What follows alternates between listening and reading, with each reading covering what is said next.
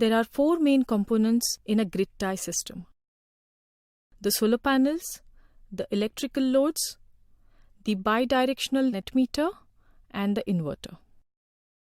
In this house, the distribution panel and the inverter are mounted together on the wall. The inverter converts the DC electricity that is produced by the solar panels into AC electricity. The meter that was installed by the utility company is replaced with a bidirectional meter to measure the imported and exported electricity. Let's take a look at the flow of electricity throughout the day to see how the import and export of electricity works. It's early morning, and as soon as the sun rays hit the solar panels, the photovoltaic cells start producing electricity. The first energy bar shows how much solar energy is being produced. Somebody wakes up and turns on the lights. The second energy bar shows the amount of electricity used in the house. The solar panels are producing more electricity than the house needs. The excess energy is automatically exported to the grid. The third bar shows how much electricity is flowing in and out the grid.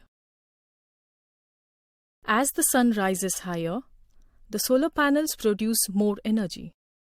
Around midday, the system reaches its peak production.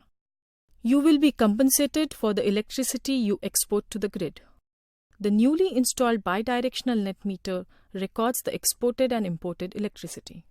The consumer is presented a bill at the end of a billing cycle.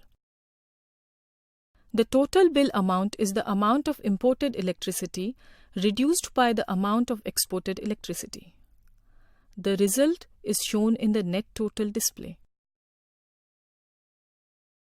When the system is exporting electricity, the meter is running backwards. The meter will not go below zero. When the system exports more than it imports, you get a credit. In a net metering system, you will not get paid for your credit. The amount is carried over to the next billing cycle or written off. It is a hot day, so the air conditioner is switched on. A large amount of energy is now consumed by the house. During peak hours, the solar panels on this house produce enough energy to power the air conditioner without the need to import electricity from the grid. But when dark clouds appear in the sky, the solar panels don't produce enough energy to meet the needs of the house. Then, the utility grid compensates for this shortfall. The solar panels and the grid are now jointly feeding the house. The same scenario happens in the mornings or the evenings. Whenever the solar panels don't produce enough energy, the utility grid will supply the deficit energy. During the night, the solar panels don't produce electricity. All electricity is imported from the grid.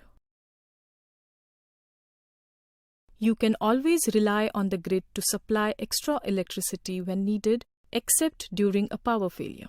When the utility grid fails, grid tie systems will not operate, not even on solar power. This allows utility employees to fix the power lines safely without worrying about solar energy systems that are still feeding electricity into the power lines.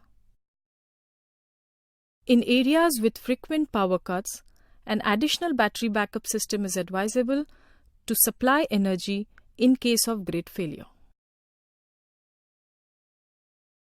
Now let's take a look at how much you have saved during the last billing cycle.